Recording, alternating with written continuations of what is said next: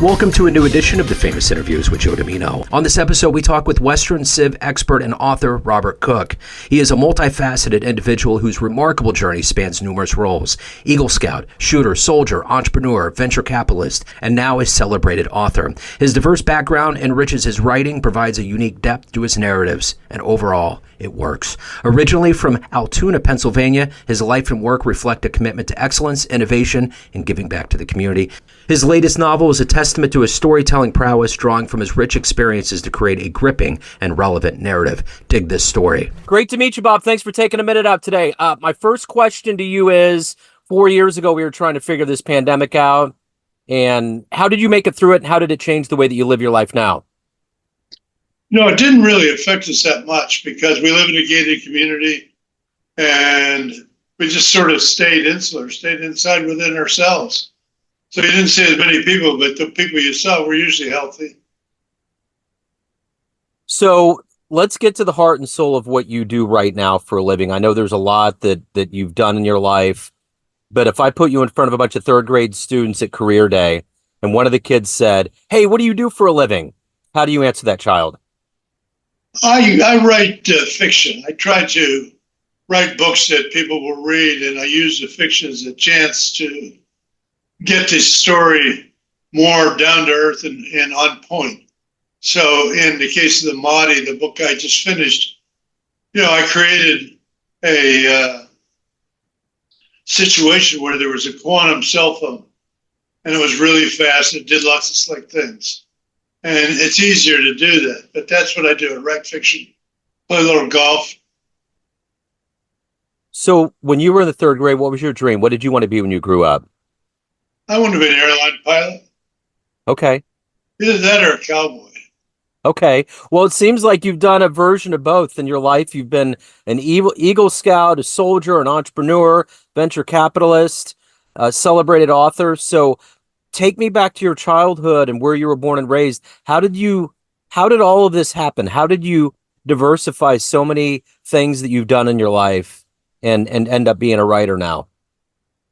I started in high school as an Eagle Scout, and then I was on the high school rifle team.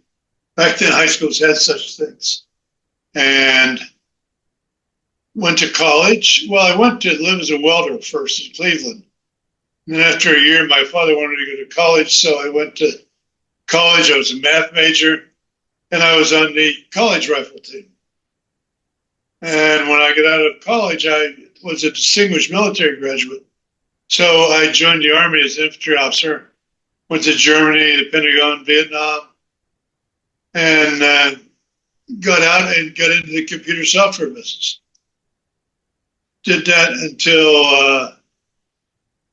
I started my own company in 1980, took it public in 85 on the New York Exchange in 1988, and got out of that business in 1993. So it was an active time until I got out of the software business. I was in my 50s and started doing venture capital. And after venture capital for a while, maybe during it, we moved to Napa and built a winery, planted grapes and built a winery and went into the wine business. Did that until about 2020 and moved down here to the desert, started writing books.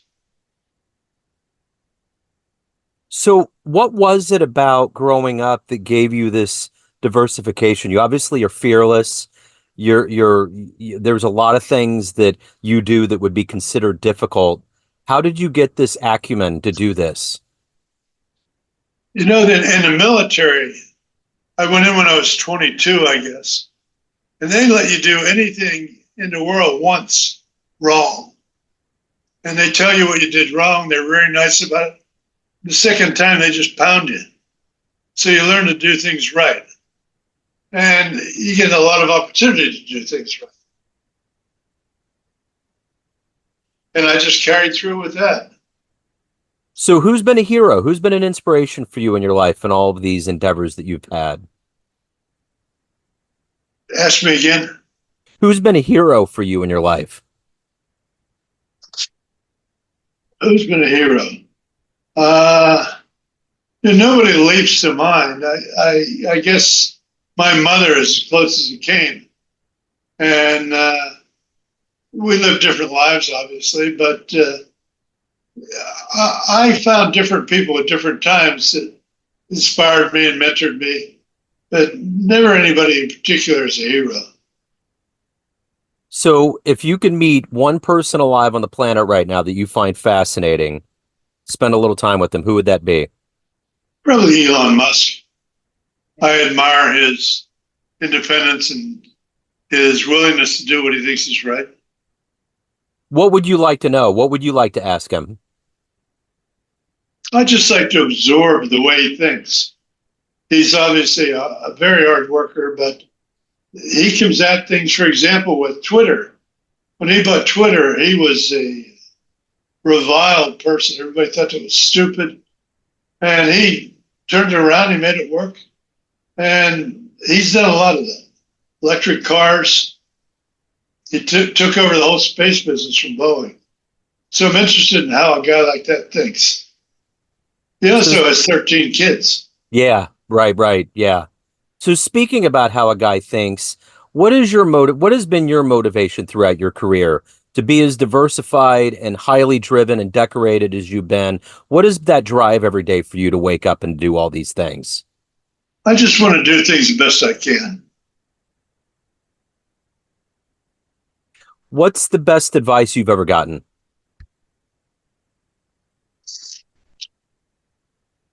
That's a good question. Probably follow the money. Yeah. That's been useful in business and life and different in computers and winery. You just have to figure out where the acceleration in activity is going to be, and it's usually if you follow the money. So, as a United States Army Vietnam veteran, you know, there's a lot that, I mean, I wasn't alive during that time, but I know that there was a lot about, soldiers not getting the respect they deserve when they got back. Did you ever feel that? How do you feel after all these years of being a Vietnam veteran? When I came back to Vietnam, I went to Oakland Air Force Base, Oakland Army Base, where we landed, and people had been spitting on me. And I took off 5 sets of jungle fatigues, jungle boots, left them all in a room, put on jeans and t-shirt and left. Yeah, I didn't like the way it was. But it turns out it wasn't that much of the population. Gotcha. Absolutely. So you got into the software industry, so you've obviously seen technology grow over all of these years.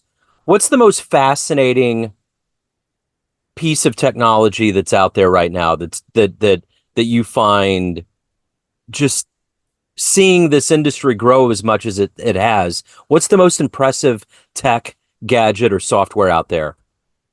Well, I've been in the business since 1980, maybe before. And today I'm just fascinated with large language models, AI, and figuring out how that's going to change society going forward. We have a lot of recurring tasks in our society that are going to be done by some form of AI. I've been writing about it in the Mahdi and earlier books, Pulse, Patriot, about machine learning. And what's fascinating is they're getting it wrong right now, but they'll get it right because the size of the database determines the accuracy of the response. They're still getting mistakes because they don't have enough data. But as they go forward and learn how to selectively address data with a particular piece of software, they'll get better answers. It'll change society. So, of all of the business accolades that you've had, on the flip side of that, you've been very, very philanthropic throughout your career. What is the one thing that you did in the name of philanthropy that you're the proudest of? Well, probably the Honors College at Indiana University of Pennsylvania.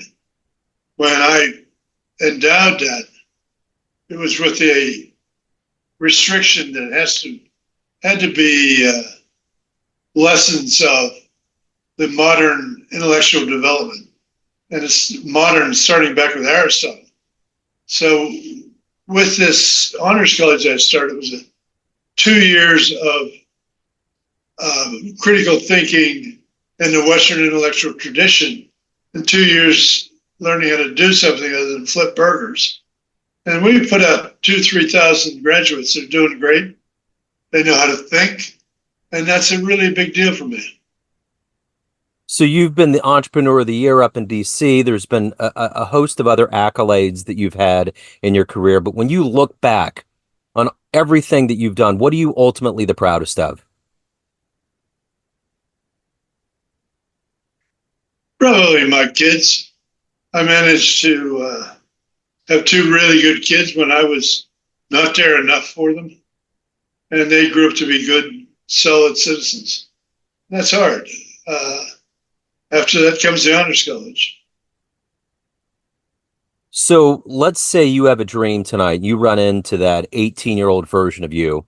You could give that young version of you a piece of advice based on this life you've led, the wisdom you've accumulated. What advice would you give that young version of you? Just sort of be true to yourself. I mean, you get a lot of people trying to BS you, and that's not something you want to take on. Just figure out what you need to do, figure out the best way to do it, and do it. Don't lie, don't cheat, don't steal. So as a writer, what was the first book when you were young that you read that really opened up the doors that made you either want to read more or become a writer? There was a book when I was 7 or 8. Something about time. It was science fiction. But anything that would take me out of my daily existence into a new existence where I could live vicariously. And then I thought, well, it might be fun to make my own version of that. A Wrinkle in Time it was the name of the book. Yeah, that is a great one. So at the end of the day, Bob, everyone has a perception of you. Family, friends, all of your readers, everyone that knows you in all of these different capacities. But you ultimately lead the charge. What's your perception of you? Who do you think you are? Of who I am? Yeah. I'm honest, straightforward, funny, articulate, thoughtful, and I have my bad points too. I hold a grudge forever. And I guess that's sort of the way I want to live my life. I don't want to screw anybody. I don't want to take anything I don't have coming. And I'm willing to compete for what I do have coming. I get it. So if anyone wants to pick up the latest book or any of your previous work, they want to reach out, learn more about all the great things that you've done, what's the best way to do that? Well, if you go to robertcooknovels.com, you'll see them all there. And the latest one is the Mahdi, Mahdi. It's a story about a Bedouin American who gets offended by what's going on in the West Bank in terms of confiscating Bedouin property and gets involved in the trying to get it back. And he gets appointed by the Bedouin tribes, about 1 million Bedouins around the world. They don't have a government of their own, but they're there and they appoint him to try and get stuff back. And I thought that sounded like a pretty good story. And so I watched it develop for a while, and it's still developing. That's what you read about the West Bank. Excellent, Robert. Oh, no, go ahead. Good. No, you're good. What's going on right now is it looks like Israel's going to settle Gaza and the West Bank with their people. And I don't know what happens to Palestinians, but that's part of what the battle's about. I really don't have a dog in this fight. You know, I'm a Lutheran, but it's interesting to put on the uh, Muslim view, the American Arab view. The lens through which you read my story is the modern Muslim lens. And I had friends in the Middle East who were serving, and they said what you heard from the Arabs was, we do something wrong and we get pounded into a pulp. And the Israelis do something wrong, they get slapped. And that's sort of the issue going on right now. And it's just interesting to watch it evolve. How do you think that happens, though? Like our interpretation of all of this? Do you think it's the media? Do you think it's the way the country disseminates information? How do you think that happens? Well, when Israel was created in 1948, it had a set of boundaries, and then in the 67 war, they changed. And the Golan Heights are occupied territory. And so that creates resentment. West Bank is now occupied. That creates resentment. And now Gaza is destroyed. And so what are you going to do with 2 million Palestinians? You can't kill them all. Well, maybe you can. But it's causing a lot of controversy, and I don't know why. I think there's an existential threat to Israel. If they assume that Iran can't use the same drones that they're using in Russia to fight back against Israel. And it's going to be ugly. Lots of casualties. Yeah, I agree. Well, I've enjoyed the story here. Thank you for the work you're putting out. Thank you for taking a minute out today. Best of luck with everything. I appreciate it. Thank you. Take care. Thanks for tuning in to another famous interview with Joe Dimino, where we cover the world of art, literature, business, spirituality, music, and more from around the globe. Our esteemed theme music was composed and produced by the great E.E. Pointer of Kansas City's River Cow Orchestra. If you want to hear more interviews, visit the Famous Interviews with Joe Dimino channel on YouTube. You can also find us on Spotify and Apple Podcasts. Thanks again for listening, and until next time.